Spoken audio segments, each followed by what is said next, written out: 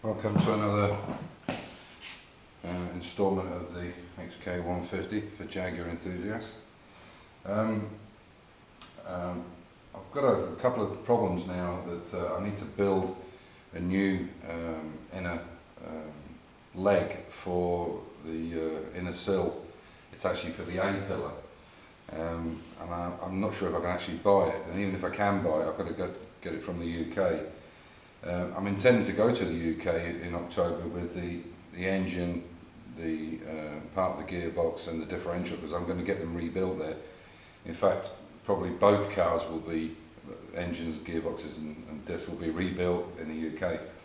And the reason is when I did my E-Type, I did everything myself, but with having two cars, two XKs to rebuild, the bodywork for both cars is going to take so long. I'm 61 now, I'll be an old man not being able to drive it, so the route we're going to go down is get them to repair the stuff, and then I'll go back in the new year and pick them up. But there was a couple of things I just wanted to point out to you. One of them is this. I've mentioned this before about this book, which is like a Bible. It's called Jaguar XK150 Explored by Bernhard Weyert. Absolutely brilliant book. It's like a Bible. And the fact that people I actually bought it from, Bristol Classics and Sports Cars Limited in Bristol in England, you should check them out. Their parts are really good, and their knowledge is unbelievable, especially with Paul.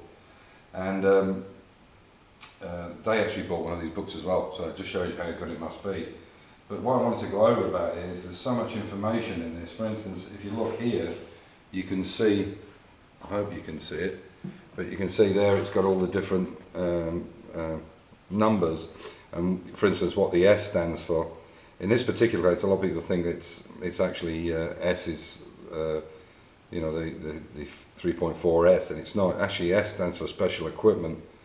The ones that had the triple S cards on them were T and so on. So this thing is unbelievable. When it comes to the dates and the times, it's even got a complete history there of how they went down, from what chassis number things were modified and so on and so forth. And basically what I wanted to actually show you was this is a 58, so that's the book. Excellent, 150 quid, but well worth it. This is a 1958 car, and it's 830292, which means it's 830001 was the prototype car, and 002 was the first one. So this is the 291st car OTS left-hand drive that they made. I've got the heritage certificate here. It was made in April, 17th of April 1958.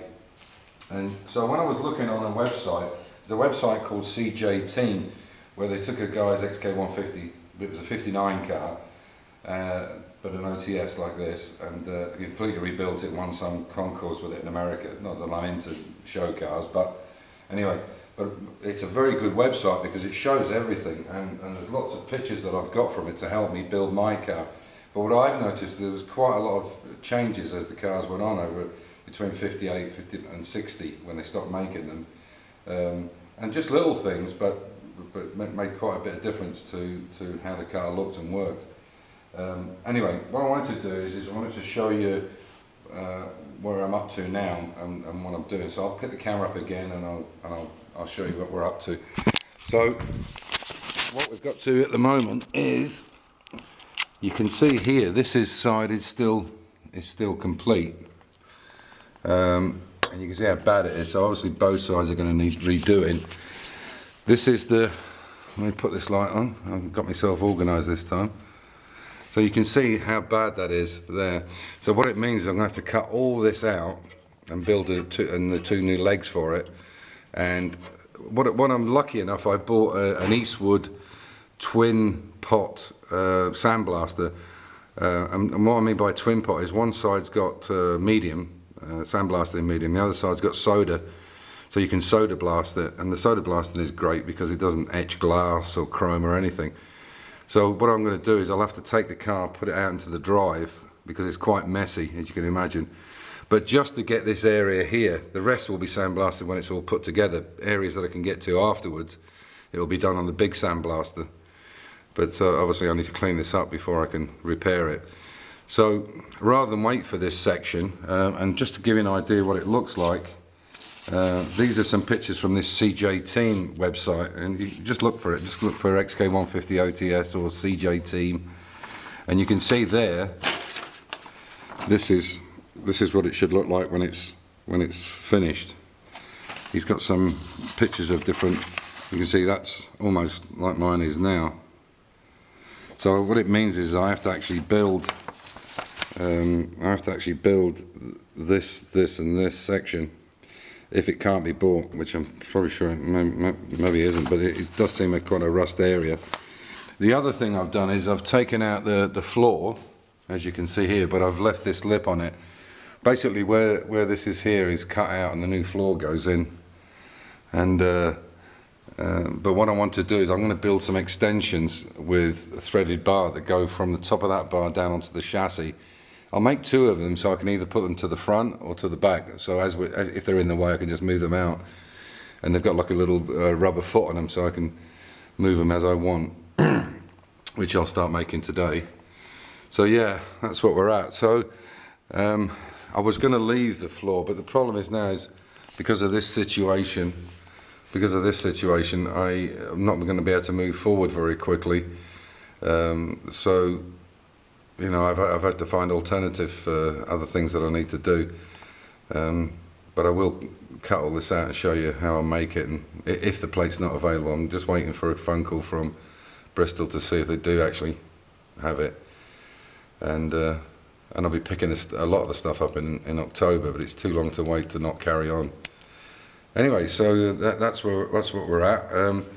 I'll just show you. I'll bring the ramp down a bit, and I'll show you one other thing that I've.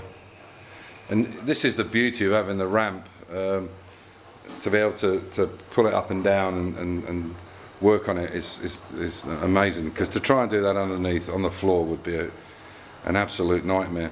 I just wanted to show you one other thing that I was talking about with the differences. Oh, this is another job as well. I'm going to buy a complete new rear valance for it. It's been so badly patched up under there that I'm just going to get a new valance and put it in, which is already ordered. Yeah, just to give you an idea, you can see with this car, you've got the two hinges. This is a 58, so it's a very early car. As I say, the 291st production left-hand drive they made. And they didn't make any right-hand drives before that. It was only after this was made. In the later models, they have a door check here, like a 2.5 moon clip, and it goes onto the door to stop the door flying open. And the original ones, in these cars, I think they just had a strap. Also what they had was a chrome circular light fitting here, so as you open the doors, the light, the courtesy light came on, and obviously this is not in this one. So anyway, yeah, so there's quite a few differences in them. Anyway, as you can see, the floor's looking a little cleaner than it was.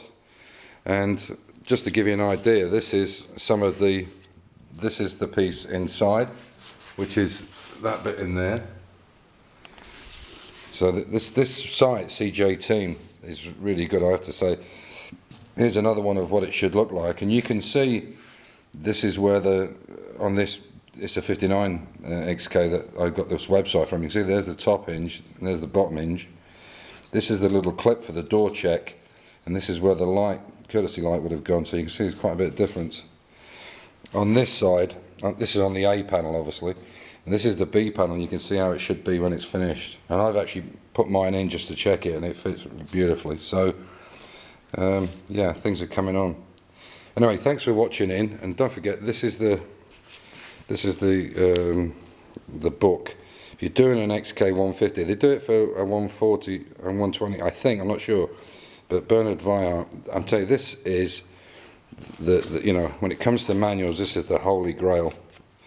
You know, the drawings are absolutely spot on. I mean, there isn't, you know, I can't see anything in here. It doesn't, I mean, it even goes through the chassis and telling you how thick the shims are. I mean, you know, that's quite incredible, really.